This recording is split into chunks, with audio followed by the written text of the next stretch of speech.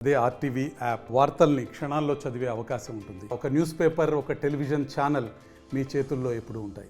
జగన్మోహన్ రెడ్డికి పాదయాత్రలో అనేక హామీలు ఇచ్చాడని 151 సీట్లు ఇస్తే అతను చేసింది ఏంటండి?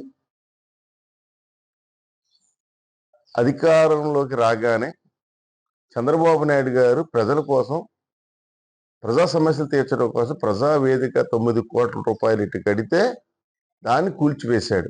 ఆనాడే ప్రజలందరూ బాధపడ్డారు. రెండోది పోలవరం ప్రాజెక్టు ఏమన్నాడండి? చంద్రబాబు నాయుడు 5 సంవత్సరాల్లో చేయలేకపోయాడు, నేను అధికారంలోకి రాగానే 2 సంవత్సరాల్లో చేస్తానన్నాడు. 5 సంవత్సరాలు అయింది. కాంట్రాక్ట్ కూడా చుట్టాలకు ఇచ్చుకున్నాడు. ఈవేళ కూడా దాన్ని కంప్లీట్ చేయలేదు. చేయకపోగా దాంట్లో కూడా వాళ్ళు ఒకటి కుంగిపోయింది. అమరావతి రాజధాని లేకుండా చేశాడు. 3 రాజధానులు ఏంటండి? రాజధాని లేకుండా చేశాడు. అక్కడ ఉన్నటువంటి ఆడపడుచుల మీద, రైతుల మీద, యువత మీద కొడుతూ పోలీస్ స్టేషన్లో పెడుతూ నరకం చూపించాడండి. వాళ్ళ కన్నీరు మామూలు విషయం అండి. ఉద్యోగస్తులు సిబిఎస్ అదెంతన్నా, 1 రోజు 2 రోజులు అన్నాడు. ఉద్యోగస్తులకి సమయానికి జీతాలు ఇవ్వగలిగాడా? ఉద్యోగస్తుల్లో ఎవరైనా కోచింగ్ చేస్తే డాక్టర్ సుధాకర్ లాంటి వ్యక్తిని నడి రోడ్డు మీద ఒక దళితుడిని చూడకుండా 2 చేతులు వెనక్కి కట్టి చంపేయడాన్ని ప్రజలు గమనించారా అంటారా? రంపచోడవరంలో ఒక ఎమ్మెల్సీ, ఒక గోండా ఒక దళితుడిని చంపి డోర్ డెలివరీ చేస్తే దాన్ని చాలా రోజులు కేసు కట్టలేదు. మళ్ళీ అలాంటి బయటకు వస్తే ఘన స్వాగతం పలకడమా? అంతేకాదు, చంద్రబాబు నాయుడు గారు 40 సంవత్సరాల రాజకీయ జీవితం, 75 సంవత్సరాల వయసు ఉన్న వ్యక్తిని ఇన్ని ఇబ్బందులు పెట్టాడండి. చంద్రబాబు అంటే వరల్డ్లోనే ఒక బ్రాండ్ అంబాసిడర్గా చూసే వ్యక్తిని జైల్లో పెట్టి సునకానం పొందుతావా? ఆనాడే డిసైడ్ అయిందండి, ప్రజలకి చంద్రబాబు నాయుడు గారు పట్టం కట్టాలి, జగన్మోహన్ రెడ్డి అంతలు చూడాలని. అంతేకాదు, మంత్రులు కొడాలి నాని, పేర్ని నాని, రోజా, రమేష్, అలాగే సలహాదారు సజ్జల రెడ్డి, వంశీ, ఇంకా చాలా మంది ఏంటండి మాటలు? చంద్రబాబు నాయుడు గారిని ఆడు ఈడు ఎదవా ఇయ్యా మాటలు ప్రజలు గమనించరండి. అలాగే తమిళనాడు నుంచి రజనీకాంత్ గారిని విజయవాడ ఎన్టీ రామారావు గారికి అప్పట్లో 100 సంవత్సరాల జనసేన తీసుకొస్తే రజనీకాంత్ గారిని ఏకవచనంతో బూతులు తిడతారా? ఇదండి నేర్పింది. అలాగే జోగీర్, అలాగే బోండా ఉమ వెంకన్న వెళితే నడి రోడ్డు మీద రాడ్లతో దాడులు చేశారు. చంద్ర లాంటి కార్యకర్తని నడి రోడ్డు మీద తల కోసేశారు. ఎంతో మందిని పొట్టను పెట్టుకున్నారు. నాయకులను చంపేశారు. తెలుగుదేశం పార్టీలో ఎంతో మంది కీలకమైన నేతలు ఆస్తులు పాడు చేశారు, జైలుకి పంపించారు, కార్యకర్తలను చంపేశారు. ప్రజల్లో ఒక భయాందోళన పెరిగిపోయింది. అయ్యో బాబోయ్, ఏంటి జగన్మోహన్ రెడ్డి, ఇలాంటి జగన్మోహన్ రెడ్డా, ఇలాంటి వాడిగా మనకు అధికారం ఇచ్చేదని ప్రజల్లో ఒక ఆలోచన పెరిగింది. అంతేకాకుండా సొంత వైఎస్ఆర్ కాంగ్రెస్ పార్టీ కార్యకర్తల్లో, నాయకుల్లో కూడా ఆయన మీద ఒక అసంతృప్తి వచ్చింది. వాలంటీర్ల వ్యవస్థను పెట్టాడండి. వాళ్ళకి కార్యకర్తల సంబంధం లేకుండా ఎప్పుడైతే వాలంటీర్ వ్యవస్థ పెట్టాడో కార్యకర్తలు కూడా చాలా వరకు చేయలేదు. మొత్తం డిపెండ్ వాలంటీర్ల మీద అతను డిపెండ్ అయిపోయాడు. అయిపోయాకని సోషల్ మీడియాని ఇలాంటి వాటి మీద అతను నమ్మాడు. కార్యకర్తలు కూడా మెజారిటీ కూడా అతను చేయలేదు. అతని నాయకుడి మీద అసంతృప్తి ఉన్నప్పటికీ కూడా తప్పదు కదా పార్టీ అని మౌనంగా ఉన్నారు. ఇన్ని కారణాలు, 1 కాదు 2 కాదు అండి. మరి యువతకు ఉద్యోగ అవకాశాలు కల్పిస్తానన్నాడు, ఒక్క ఉద్యోగం ఇచ్చాడండి. నెక్స్ట్ మద్యపాన నిషేధం అన్నాడు. దొంగ కంపెనీలతో పెట్టి వీళ్ళు ఎంతో మంది ప్రాణాలు కోల్పోయారు. ప్రతి ఆడపడిచి గమనించింది. విపరీతమైన రేట్లు పెంచాడు.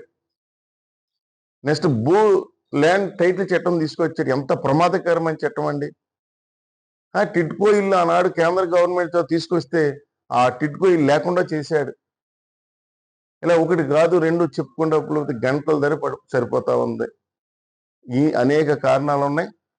నాకు తెలుసుండి జగన్మోహన్ రెడ్డి గారి పార్టీ కానీ లేదా కార్యకర్తలు కానీ నాయకులు కానీ భవిష్యత్తులో ఎవరైతే అన్యాయం చేశారో అక్రమాలు చేశారో అందరూ కూడా జైలుకి వెళ్తారు. దాంట్లో ఎటువంటి సందేహం లేదు.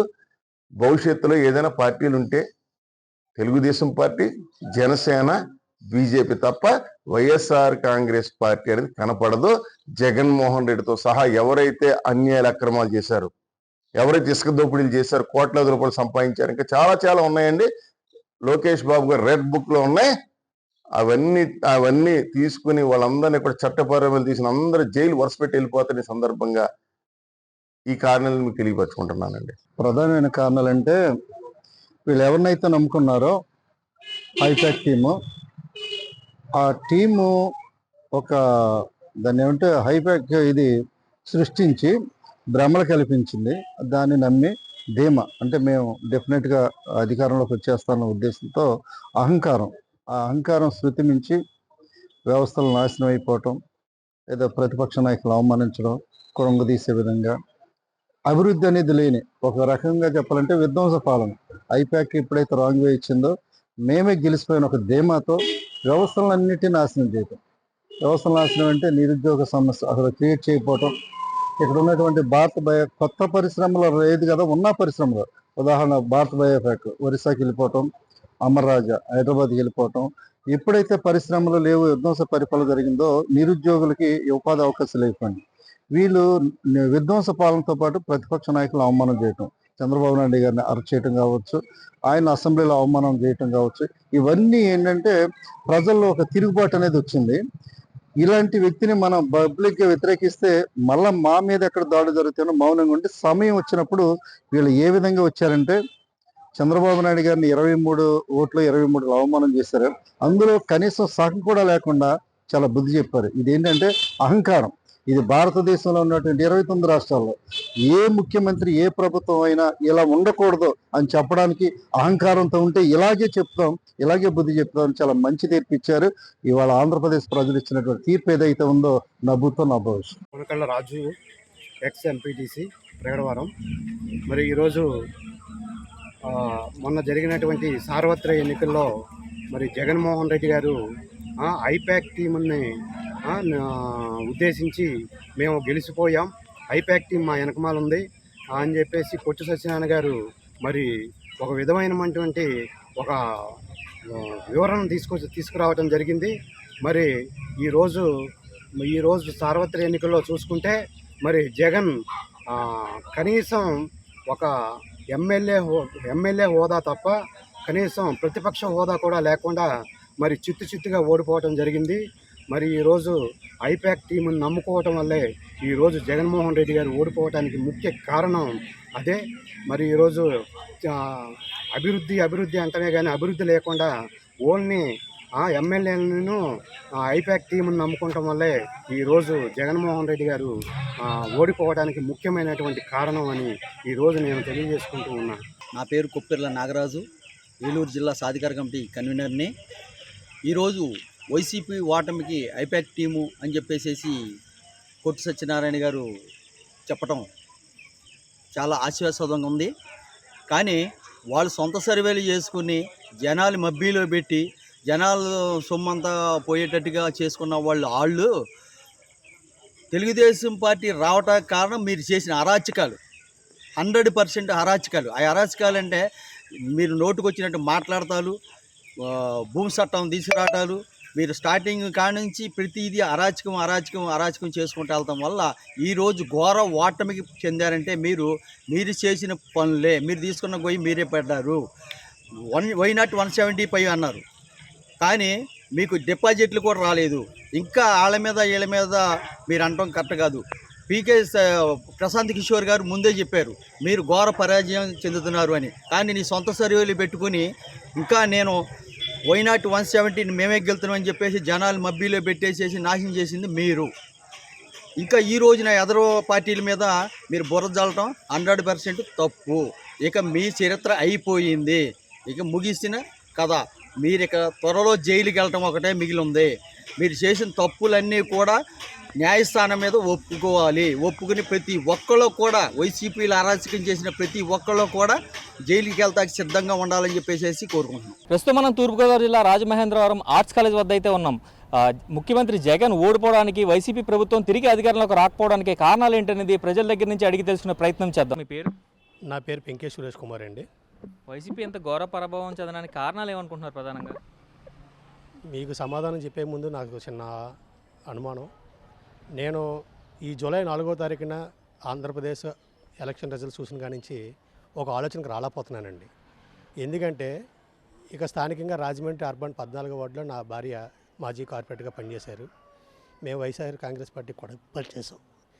ఇప్పుడు కూడా ఈరోజు మాట్లాడుకుంటే వాళ్ళ ఆదివారం, ఈరోజు మా భార్య చర్చికి వెళ్ళి వస్తే చర్చి సంఘస్థులు కూడా ఏటమ్మా ఓట్లు వేసాం కదా, ఓట్లు లెక్కింపుల్లో ఎందుకు తగ్గినాయి, అలా ఎలా జరిగింది ఏటని వాళ్ళు ఇస్తున్న ప్రశ్నలకి మాకు ఒక ఆలోచన ఒక సమాధానం దొరకట్లేదు మాకు.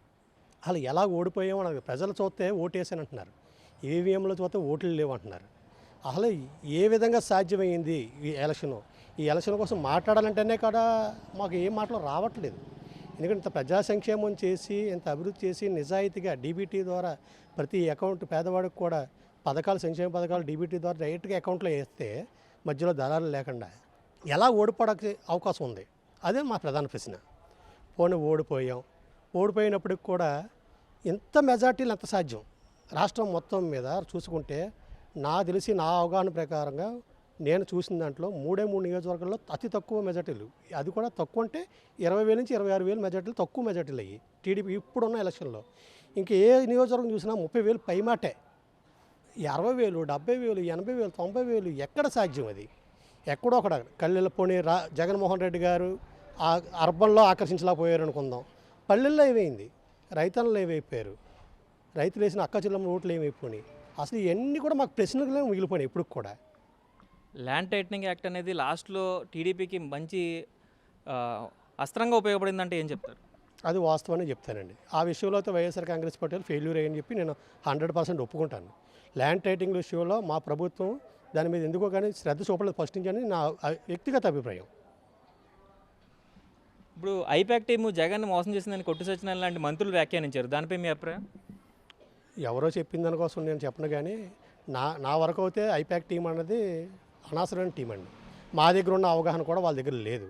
వాళ్ళు కేవలం ఏంటంటే వాళ్ళ డబ్బుల కోసం, వాళ్ళ వ్యాపారం పరంగా వాళ్ళకి ఏదో పార్టీ తరపు నుంచి కొద్దిగా ముడుపులు పుడతాయి కాబట్టి ఏదో ఐప్ క్రియేట్ చేశారు. ఆ విషయంలో వాళ్ళు సక్సెస్ అయ్యారు, మేము ఫెయిల్యూర్ అయ్యాం. అంటే నాయకులకి వాళ్ళకి కూడా ఎవరికి సీట్లు ఇవ్వాలి ఏంటి అనేది కూడా ఐపాకే డిసైడ్ చేసింది, దాన్నే జగన్ సమర్థించారంటే దానికి పార్టీ క్యాడర్గా మీరు ఎలా చూస్తారు? ఆ విషయంలో వస్తే మాకు చాలా బాధాకరంగానే ఉంది. ఎందుకంటే వాస్తవమే, ఇక లోకల్గా ప్రజల్లో నిత్యం ఉండేది మాలాంటి కార్యకర్తలు. ప్రజా తీర్పు అనేది, ప్రజా అభిప్రాయం అనేది మా దగ్గర ఉంటుంది. మమ్మల్ని విశ్లేషించకుండా, మమ్మల్ని డైరెక్ట్గా మా అభిప్రాయం తీసుకోకుండా ఒక ఐపాక్ టీం అనేది ఒక బోగస్ టీంని పెట్టుకుని వాళ్ళు ఇచ్చిందే శాశ్వతం అన్నట్టు కూర్చుంటే ఇదే రిజల్ట్స్ పునరావృతం అవుతుంది. ఇప్పుడైనా సరే మారి ప్రభుత్వ నిర్ణయాలు మార్చుకుని కార్యకర్తను ముందడుగులు పెట్టుకుని కార్యకర్త అభిప్రాయాన్ని తీసుకుని కార్యకర్తని ముందుకు పెట్టుకుంటూ తీసుకెళ్తే ఏ నాయకుడైనా సరే ముందందుకు వెళ్తాడని చెప్పి నా అభిప్రాయం అండి. మీ పేరు? నా పేరు జొన్నాడు విల్సన్ అండి. వైసీపీ ప్రభుత్వం ఇంత ఘోర ప్రభావం చెందడానికి కారణం ఏమనుకుంటున్నారు? ఇది ప్రజా తీర్పు కదండి, ఈవీఎంలో తీర్పు అని మా అభిప్రాయం అండి. అంటే ఈవీఎంలో ట్యాంపరింగ్ జరిగాయని అనుకుంటున్నారా? అవునండి, ఖచ్చితంగా అది మ్యానుఫ్యాక్చర్ చేయడానికి అవకాశం ఉంటుందని ఆ తెలుగుదేశం అధినాయకులు నారా చంద్రబాబు నాయుడు గారు ఒక వీడియోలో చెప్పారండి. అలా వీడియో కూడా మా దగ్గర నుంచి చూపిస్తామండి. అంటే అలా కాదు, ఇప్పుడు ఈవీఎం ట్యాంపరింగ్ జరగడానికి అవకాశం లేదని అత్యున్నత న్యాయస్థానం అయితే తీర్పునిచ్చింది కదా, మరి దాన్ని ఎలా చూస్తారు? న్యాయస్థానం అంటే ఏదో చెప్తుందండి, కానీ ఒక పార్టీ అధ్యక్షుడే చెప్పారు కదండి. ఆయన నారా చంద్రబాబు నాయుడు గారే చెప్పారు ఈవీఎంలో ట్యాంపరింగ్ చేయడానికి అవకాశం ఉంటుంది, దాన్ని మాడిఫై చేయొచ్చు అని చెప్పేసి ఆయనే చెప్పారు. మరి జగన్ గారు కూడా నేనేమి చేయలేని పరిస్థితి, ప్రజా తీర్పు తీసుకోవాల్సిందే అని అన్నారు. తర్వాత పరిస్థితి ఏంటి? ప్రజలు జగనన్న ద్వారా లబ్ధి పొందిన ప్రతి పథకం తీసుకున్న ప్రతి వ్యక్తి కూడా జగన్మోహన్ రెడ్డి గారికి అనుకూలంగానే ఓటు వేశారు. అది ప్రజా తీర్పు. కాకపోతే ఇక్కడ ఈవీఎంల తీర్పు ఎక్కువైపోయిందండి. ఆ ఈవీఎంల వల్ల జరిగిన రగడి ఇదంతానే. ఇక్కడ ఆయన ద్వారా లబ్ధి పొందిన ప్రతి వ్యక్తి కూడా ఆయన మీద ఉన్న అభిమానంతో, పార్టీ మీద ఉన్న అభిమానంతో, పార్టీ కార్యకర్తలు అనే పార్టీకి పనిచేసిన ప్రతి ఒక్కరు కూడా అక్కడ వైఎస్ఆర్ కాంగ్రెస్ పార్టీకి ఓటేశారు. కాకపోతే అది ఈవీఎంలు వచ్చేసరికి మారిపోయినాయి. ఇప్పుడు మీరు ఐపాక్ టీం అని ఒకటి పెట్టుకుని జగన్ వాళ్ళ మాటే నమ్మారు కానీ నాయకుల మాట నమ్మలేదు అనడంలో వాస్తవం ఉందంటారా? ఉందండి. ఐపాక్ టీం ఏం తెలుసండి, కూరగాయలు వెనక మనం చదువుకున్న కూరగాయలు ప్రజా తీర్పులో ప్రజాక్షేత్రంలో తిరిగిన ప్రతి ఒక్కరికి ప్రజలు తీర్పు ఏంటో మనుషుల యొక్క మనోభావాలు ఏంటో వాళ్ళకి తెలుస్తాయండి. ఐపాక్ టీం అంటే ఏముందన్నా ఫోన్ పెట్టుకుని వస్తాడు, ఇద్దరు ముగ్గురు అడుగుతాడు, వెళ్ళిపోతాడు. వాళ్ళు తీసిన వాళ్ళ యొక్క అభిప్రాయం సేకరించుకొని వాళ్ళ ద్వారా జగన్మోహన్ రెడ్డి గారు నిర్ణయం తీసుకోవడం అనేది తప్పండి. ఆయన చేసిన పెద్ద తప్పు అదేనండి. గతంలో కూడా ఐపాక్ని నమ్ముకునే కదా ప్రశాంత్ కిషోర్ పీకే టీం నమ్ముకునే కూడా జగన్ ముందుకెళ్లారు, భారీ విజయం సాధించారు. ఆ లెవెల్లోనే ఇప్పుడు కూడా అనుకుని ఉండొచ్చు కదా జగన్? లేదండి, అప్పుడు టీం వేరు, ఇప్పుడు టీం వేరు. అంత ఫుల్ ఫ్లెడ్జ్గా పనిచేసే వాళ్ళు ఎవరు లేరండి. ఇప్పుడు మొత్తం అందరూ ఎవరు చేసినా సరే, ఆ పని ఎవరు చేసినా సరే, ఎవరైనా సరే డబ్బు కోసమేనండి. డబ్బు కోసం ముడిపోయి చేసిన పనులన్నీ ఇవన్నీ ఆయన్ని కూడా తప్పుదో పట్టించారండి చాలామంది. అదే ఇప్పుడు ఆడవాళ్ళు కూడా పెద్ద ఎత్తున జగన్కి ఓటేస్తారని వైసీపీ భావించింది. వారి ఓట్లు కూడా రాలేదని కొంతమంది నాయకులు చెప్తున్నారు. దానిపై మీ అభిప్రాయం? లబ్ధి పొందిన ప్రతి ఒక్కరు స్త్రీలోనూ పురుషులలోనూ యువకులలోనూ ఎవరైనా సరే జగన్మోహన్ రెడ్డి గారు ఓటేస్తారు. అది వాస్తవమే అండి. 40% ఓటింగ్ వైఎస్ఆర్ కాంగ్రెస్ పార్టీకి పడింది. ఆయన ద్వారా లబ్ధి పొందిన ప్రతి కుటుంబం కూడా జగన్మోహన్ రెడ్డి గారికి ఓటేశారు. కాకపోతే ఈవీఎంల ట్యాంపరింగ్ వల్ల జరిగిన రాద్ధాంతం ఇదంతానే. దీనికోసం అత్యున్నతమైన న్యాయస్థానం కూడా యాక్షన్ తీసుకోవాల్సిందిగా మా యొక్క విన్నపము. అంటే పార్టీ తరపు నుంచి ఎవరైనా పిల్లి వేయాలని అనుకుంటున్నారా? వెయ్యాలండి, ఎవరైనా కదా. జగన్మోహన్ రెడ్డి గారే పిల్లి వేస్తేనే దానికి సరైన న్యాయం చేకూరుతుంది. అదే జగన్ నేనేం చేయలేనని చెప్పేశారు కదా పార్టీ కార్యకర్తలకి. చెయ్యాలండి, ఇప్పుడైనా సరే జగన్మోహన్ రెడ్డి గారు పార్టీ కార్యకర్తలని ఆయన నమ్ముకొని బతుకుతున్న ప్రతి పార్టీ కార్యకర్తను కూడా ఆయన ఇప్పుడైనా పట్టించుకోలేండి. ఇదివరకు ఇప్పుడు నిన్న మొన్నటి వరకు వాలంటీర్లను నమ్ముకొని ఆ వ్యవస్థ ద్వారా వాలంటీర్ వ్యవస్థ ద్వారా పార్టీ కార్యకర్తలని నిజమైన నాయకుని పక్కన పెట్టి వాలంటీర్ వ్యవస్థ ద్వారా ప్రభుత్వాన్ని రన్ చేద్దామన్న ఒక ఒపీనియన్ తోటి వాళ్ళ వల్లే మన పార్టీకి లబ్ధి చేకూరుతుందన్న ఆలోచనలో ఆయన ఉండిపోయి నిజమైన కార్యకర్తలను పట్టించుకోలేదని. ఇప్పుడైనా సరే ఆయన ముందుకొచ్చి పార్టీ కార్యకర్తలను పట్టించుకుంటే ఇప్పుడు మా మీద జరుగుతున్న దాడులను కూడా ఆయన అరికట్టగలరండి. ఇప్పుడు పార్టీ కార్యకర్తలనే మేము వాలంటీర్లుగా పెట్టుకున్నామని చెప్పి చాలామంది నాయకులు గతంలో కూడా ప్రస్తావించిన పరిస్థితులు డైరెక్ట్గానే ఉన్నాయి. తిరిగి వాలంటీర్లపైన నెపం ఎలా మోపుతారు మీరు? వైఎస్ రాజశేఖర రెడ్డి గారు చనిపోయిన దగ్గర నుంచి మేము జగన్మోహన్ రెడ్డి గారు వెనకతలో ఉన్నామండి. ఇప్పుడుకి వచ్చి ఒక వాలంటరీకి కూడా మేము అనుభవం కాదండి. మమ్మల్ని జగన్మోహన్ రెడ్డి గారు నిజమైన పార్టీ కార్యకర్తలని ఏ కార్యకర్తను కూడా వాలంటరీ వ్యవస్థలో పెట్టలేదండి. నిజంగా అటువంటి నిజమైన కార్యకర్తలు వాలంటరీ వ్యవస్థలో పెట్టుంటే గనక ఈ రోజున ఇంత ఘోర పరాభవం ఎదురవ్వదండి. అంటే మరి వాలంటీర్లు అందరూ కూడా రాజీనామా చేసి మరి వైసీపీ పార్టీకి పనిచేశారు కదా ఎన్నికల ముందు, దాన్ని ఎలా చూస్తారు? చేశారని కొంతమంది స్వార్థంగా చేశారు. కానీ నిజంగా నీతిగా నిజాయితీగా ఏ వాలంటీర్ కూడా కష్టపడి పని చేయలేదండి. కొంతమంది చేసి ఉండొచ్చు, చేశారు కూడా. అటువంటి చోట్ల వాళ్ళు అలా చేపట్టడం వల్ల కనీసం ఆ పర్సెంటేజ్ వచ్చిందని మాకు అభిప్రాయం. ల్యాండ్ టైటనింగ్ యాక్ట్ అనేది టీడీపీకి అస్త్రంగా మారింది, జగన్ని ముంచింది అంటే ఏం చెప్తారు? 2019లోనే కేంద్ర ప్రభుత్వం పెట్టిన యొక్క ల్యాండ్ టైటిలింగ్ అండి ఇది. దీనిని వాళ్ళు దుష్ప్రచారం చేసి ప్రజలని తప్పుదావ పట్టించి వాళ్ళకు అనుగుణంగా వాళ్ళు మలుచుకున్నారండి. కానీ అది తిప్పికొట్టే ప్రయత్నం చేయకుండా మా నాయకులు వాళ్ళ గెలుపు కోసమే ఆలోచించారు తప్పించి వాళ్ళు చేసిన ఏ ప్రయత్నాన్ని తిప్పికొట్టడానికి ఏ నాయకుడు కూడా ప్రయత్నించలేదండి. నమస్తే సార్, మీ పేరు? నా పేరు మహమ్మద్ అరిఫుల్లా ఖాన్ అండి. జగన్ ఓడిపోవడానికి వైసీపీ ఎంత పరాభవం చెందడానికి కారణం ప్రధానంగా ఏమై ఉంటుంది అనుకుంటున్నారు? కారణం అంటే మాకు ఇది ఒక పరిణామం అంటారు చూడండి, ఆ విధంగా ఉందండి. మేము నమ్మలేకుండా ఈ రోజు కూడా ఏం జరిగింది, ఎలా జరిగింది, ఎందువల్ల జరిగిందన్న పరిస్థితి మాకు చాలా రకాల అనుమానాలు ఉన్నాయండి. ఒక రకమైన అనుమానం కాదు సార్. ఎందుకంటే అసలు ఈ ఓడిపోతాడని కళ్ళ కూడా అనుకోలేదండి. ఎందుకంటే అంత సంక్షేమ కార్యక్రమాలు కానీ, రాష్ట్రాన్ని అన్ని రకాలుగా అభివృద్ధి కానీ, ప్రతి నియోజకవర్గాన్ని అన్ని విధాలుగా అభివృద్ధి చేసిన వ్యక్తి, ప్రతి సంక్షేమ పథకం ప్రతి పేదవాడిని ఆదుకున్న వ్యక్తి ఈరోజు ఎంత ఘోరంగా, అంటే ఓడిపోవడం అనేది గెలుపడం సహజమండి, కానీ ఎంత ఘోరంగా ఓడిపోవడం అనేది మాకు ఈ రోజు కూడా మాకు అర్థం కాని విషయం. ఇది ఒక హిస్టరీగా ఉండిపోద్దానికి మాత్రం ఇది మాత్రం 100% correct sir. Land titling act అనేది టీడీపీకి అస్త్రంగా మారిందంటే ఏం చెప్తారు? అవునండి, ఇంకా చంద్రబాబు నాయుడు గారికి ఏం చేయాలో అర్థం కాని పరిస్థితుల్లో ఈ ల్యాండ్ టైటిలింగ్ యాక్ట్ అనేది బాగానికి కలిసి వచ్చిందండి. ఒక విధంగా చెప్పాలంటే ఈ పల్లెటూరులో ఏంటంటే కొద్దిగా ఆ రాళ్ళు దెమ్మలు వేయడం వల్ల ఆ జనాలకు కొద్దిగా బేగా ల్యాండ్ టైటిలింగ్ యాక్ట్ నిజమేనేమో అనే ఒక అపోహను కలిగించడంలో టీడీపీ శ్రేణులు సెక్స్ ఏందనో 100% వాస్తవమే. ఐపాక్ టీం జగన్ మోసం చేసిందా అంటే ఏం చెప్తారు? సార్ ఐపాక్ టీం వల్ల ఏం ఉపయోగం లేదు సార్. ఏదైనా సరే ఐపాక్ టీం అని నమ్ముకోవడం వల్లే జగన్ చేసిన పెద్ద పొరపాటు అండి. ఇక్కడ ఈరోజు ఆంధ్ర రాష్ట్రంలో ఫస్ట్ నుంచి పార్టీకి వెన్నుదన్నుగా ఉండి కష్టకాలంలో పార్టీ కావాలని కార్యకర్తలను విస్మరించి ఐపాక్ టీంని పట్టుకోవడం వల్లే ఈరోజు ఇంత ఘోర పరాభవం కారణమైంది సార్ ఇది. ఎందుకంటే రానున్న రోజుల్లో కూడా కార్యకర్తలన్నీ విస్మరించిన పార్టీ ఏ పార్టీ కూడా బాగుపడినట్టు దాఖలు లేవండి. కానీ జగన్ గారు ఎన్నిట్లో పాపం ఆయన చేసిన మంచాలు ఏంటంటే, నేను ప్రజలు చేస్తున్నాం కదా, ప్రజలు మంచి చేసినప్పుడు ఏదైనా సరే ఇప్పుడు చంద్రబాబు నాయుడు చేసిన తప్పుని ఎందుకు చేయాలనే ఉద్దేశంతో ఆయన ఐపాక్ టీంని కానీ జనాలను కానీ ప్రజలను కానీ నమ్మి ఈరోజు కార్యకర్తలను కొద్దిగా పక్కదోపడించిన కార్యకర్తలకి ఇల్లు లేకుండా ఏం చేయలేదండి. కానీ అంటే కొన్ని పరిస్థితుల వల్ల కార్యకర్తల మనోభావాలు దెబ్బతిన్నాయండి. మహిళల ఓటింగ్ భారీ ఎత్తుగా వైసీపీకి వస్తుందని వైసీపీ నాయకులు భావించారు. ఆ ఓటింగ్ వచ్చిందని మీరు అనుకుంటున్నారు? ఈ పరిస్థితి చూస్తుంటే మరి వచ్చిందని చెప్పి అనుకోవాలండి. ఎందుకంటే ఎటువంటి బట్లో కూడా మహిళలందరూ కూడా ఇప్పుడు కూడా ఎవరిని అడిగినా ఓటు వైసీపీకి వేసామంటున్నారండి. ఈ రోజు కూడా ఎవరిని అడిగినా ఓటు వైసీపీ వేసామన్నారండి.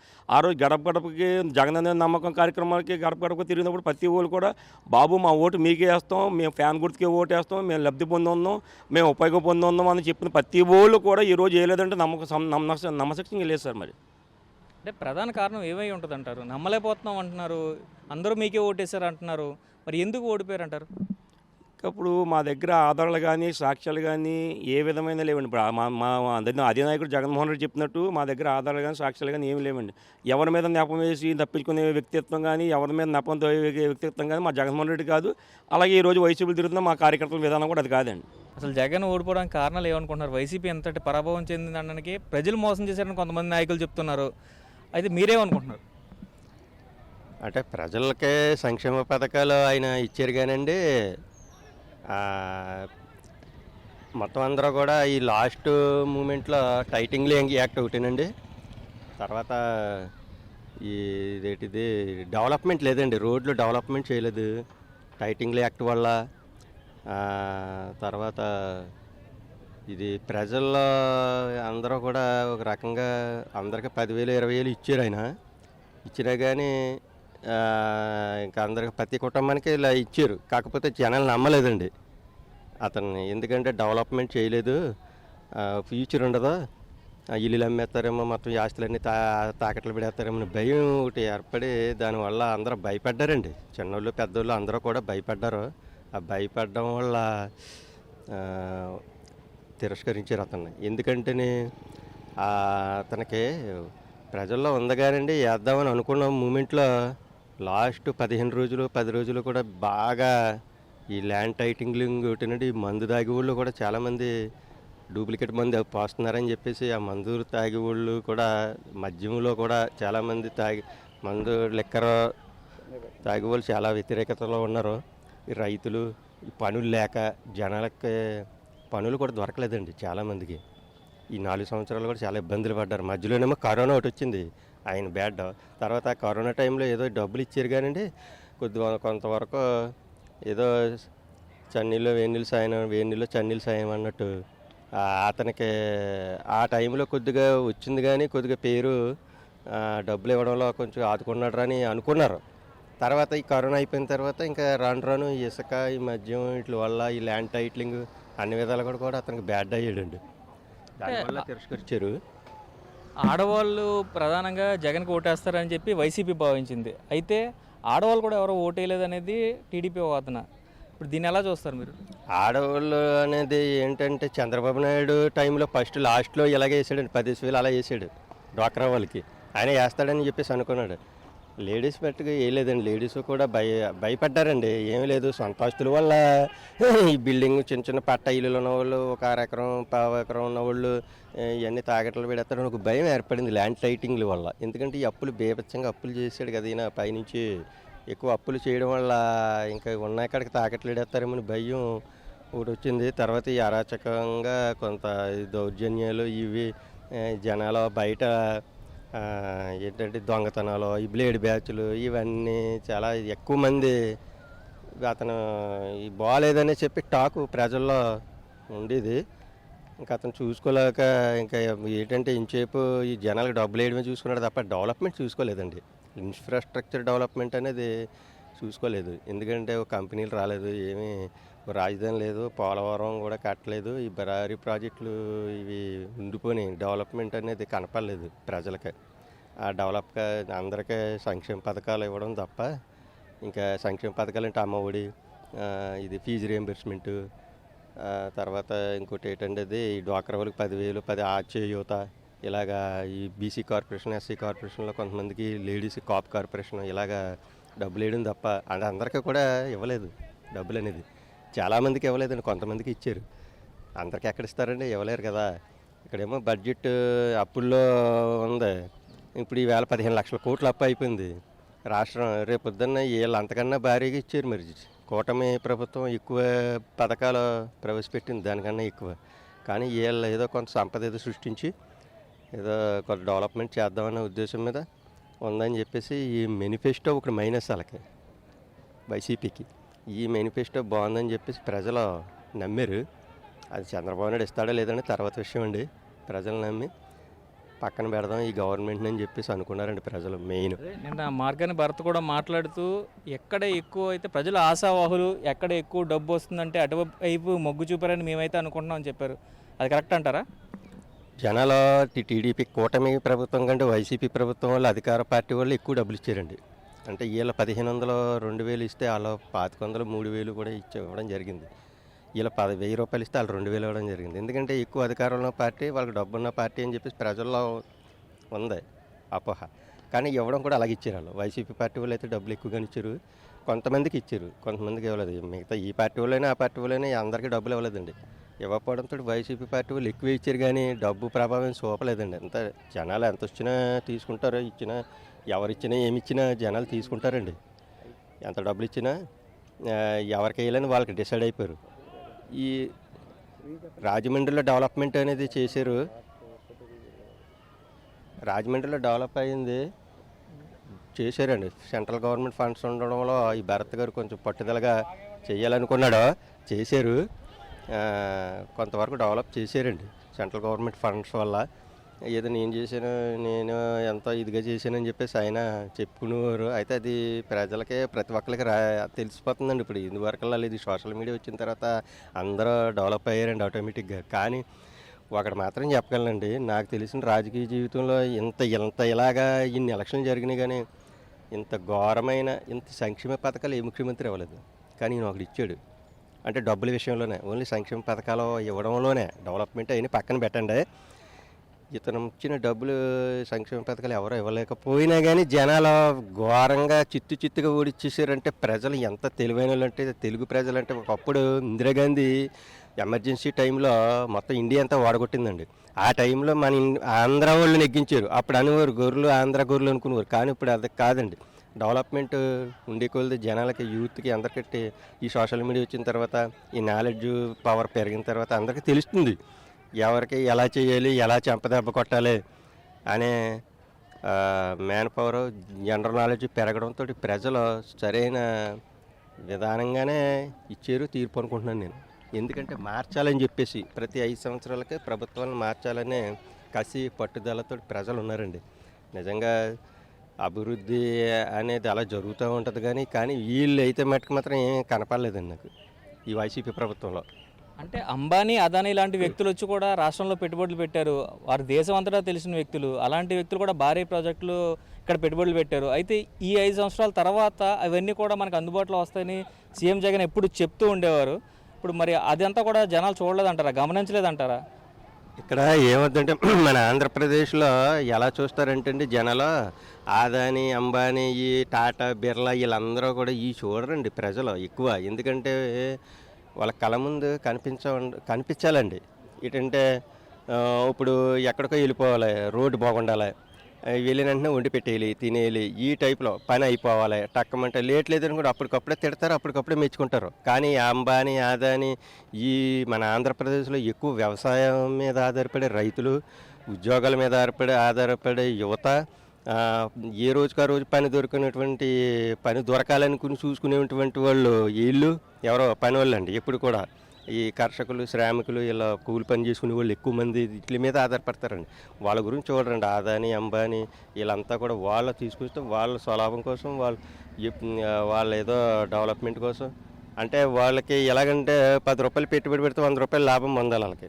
వాళ్ళకి ఇంచేపు కూడా కోట్లు వేల కోట్లు వాళ్ళకి పెరుగుతుంది, కానీ వాళ్ళ ధనవంతులు అవుతారు తప్ప ఇక్కడ ఉన్న వాళ్ళకి ఏం చేయాలనేది. అందులోకి మన ఆంధ్రాలో ఏమేమి కంపెనీలు వచ్చినాయండి. చంద్రబాబు నాయుడు పోయిన టైంలో కియా కంపెనీ తెచ్చాడు, అంతే. మళ్ళీ ఏం రాలేదు. అమరావతి డెవలప్ చేద్దాం అనుకున్నాడు, చేయలేదు. తర్వాత ఈ ప్రభుత్వం మారింది, పోలవరం పూర్తి అవ్వలేదు, స్పెషల్ స్టాటస్ ఇవ్వలేకపోయారు.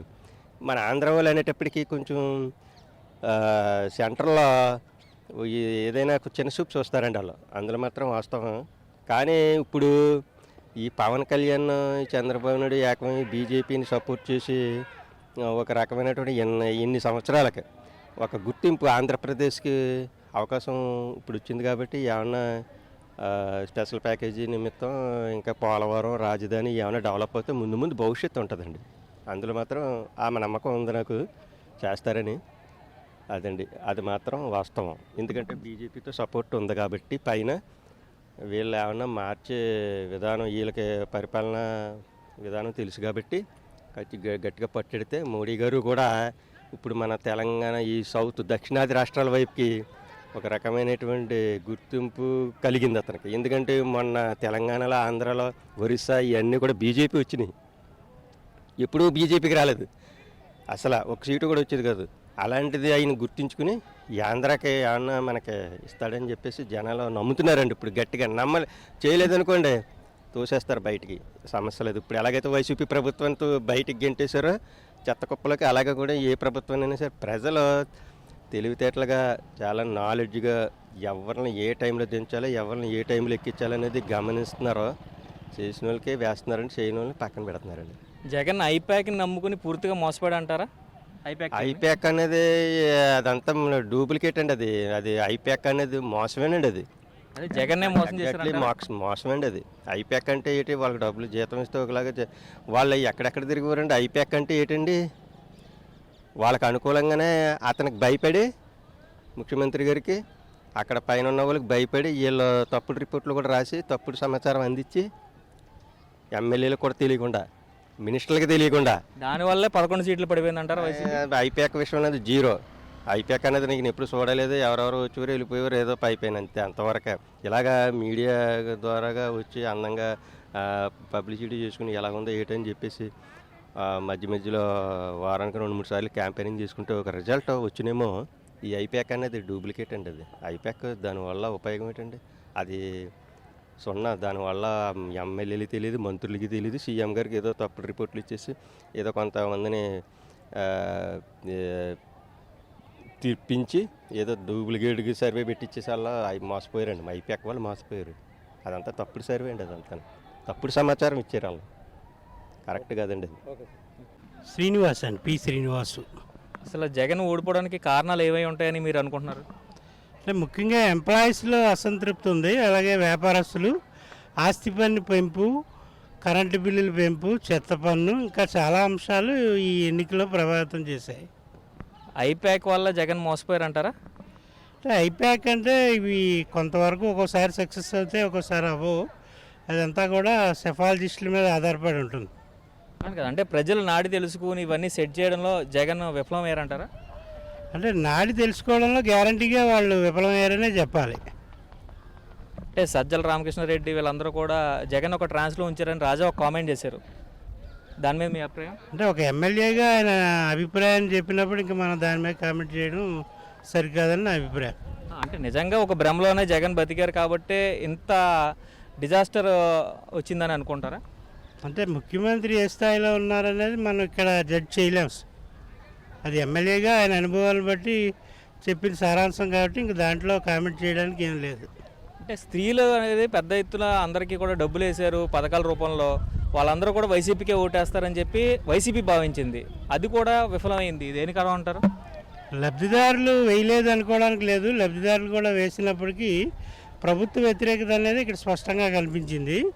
ఉదయం 6:30 నుంచే పోలింగ్ బూతుల చుట్టూ రావడం, అలాగే నైటు 6 లోపే సాయంత్రం లోపలికి వెళ్ళి ఓటు వేసి వచ్చారంటేనే ప్రభుత్వం మీద ఒక రకంగా కసి తీర్చుకోవడానికి వచ్చి చేసినట్టుగా కనిపిస్తుంది. ల్యాండ్ టైటనింగ్ యాక్ట్ ద్వారా తమ స్థలాలని పొలాలని కోల్పోతామని ప్రజలు నమ్మారా అంటే మీరేమంటారు? అంటే గతంలో 1,00,000 కోట్లు తినేసాడు జగన్ అని ప్రచారం చేసినప్పుడు కూడా ఇదే జనం సీట్లు ఇచ్చారు, ఓట్లు ఇచ్చారు. కానీ ఈసారి నీ భూమి లాగేసుకుంటాడనే ఒక ప్యానిక్ ఏదైతే క్రియేట్ అయిందో అది ఎన్నికల్లో రిఫ్లెక్ట్ అయ్యింది. ప్రతి ఒక్కళ్ళు కూడా ఒక భయం అనేది మొదలయ్యే ఈ ఫలితాలకు దారితీస్తుందని చెప్పచ్చు. జగన్ ఓడిపోవడానికి కారణం ఏంటంటారు వైసీపీ ప్రభుత్వం? అతను చేసిన తప్పులు, వందలాది తప్పులు. బ్రాందులు పెట్టడం, బ్రాందులు పెట్టిన తినేసి చచ్చిపోవడం తాగేసేసి, అలాగే వాళ్ళ ఇంట్లో వాళ్ళని చంపిన దాని గురించి ఏ విధంగా తీసుకోకుండా ఎదవాళ్ళ మీద తోయడం, ఆ తప్పుని గుండెపోటు లేని దానికి గుండెపోటు సృష్టించడం, అలాగే అక్కడ కొత్త రాజధాని ఒకటి ఇచ్చేయడం, ఇది మన ప్రాజెక్టు పోలవరం ప్రాజెక్టు పడుకోబెట్టడం. ల్యాండ్ టైటింగ్ యాక్ట్ వల్ల జనాలు ఆఖరణ లాస్ట్ అది జాంటైలు ఎక్కువ మంది, దాని ఎక్కువ మంది. దానివల్ల ఎంప్లాయీస్కి డబ్బులు ఫుల్గా ఇవ్వలేదు, జీతాలు అన్నీ కూడా తినేసాడు, నొక్కేసాడు కూడా, ఎందుకో మార్చేశాడు. పంచాయతీలో ఉన్న డబ్బు అంతా కూడా వాడేశాడు.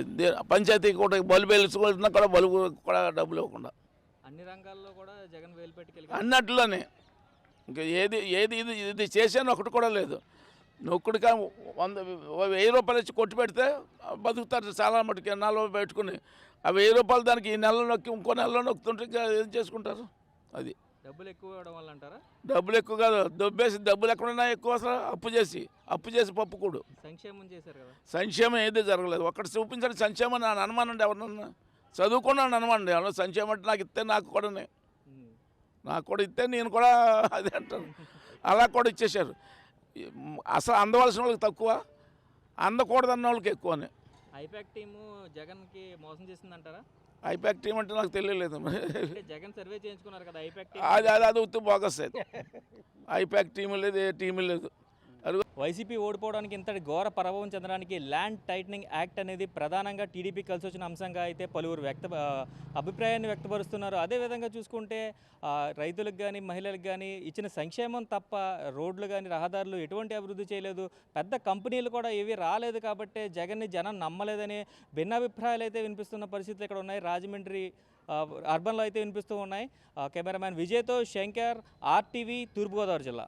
జేఈఈ అడ్వాన్స్డ్ 2024 ఫలితాలలో ఐఐటి వజ్రాలు ఒక్క శ్రీ చైతన్య నుండే. ఆల్ ఇండియా ఫస్ట్ ర్యాంకుతో పాటు ఓపెన్ కేటగిరీలలో ఆల్ ఇండియా 4, 5, 6, 9, 10, 12, 14, 16, 28, 31, 34, 38, 55, 57, 68, 71, 74, 77, 83, 85, 88, 91, 93, 94, 95, 96, 97, 99, 100 ర్యాంకులతో టాప్ 100 లోపు 30 ర్యాంకులు, టాప్ 1000 లోపు 202 ర్యాంకులు ఒక్క శ్రీ చైతన్యవే. ఇక ఐఐటికి బ్రాండ్ శ్రీ చైతన్యనే.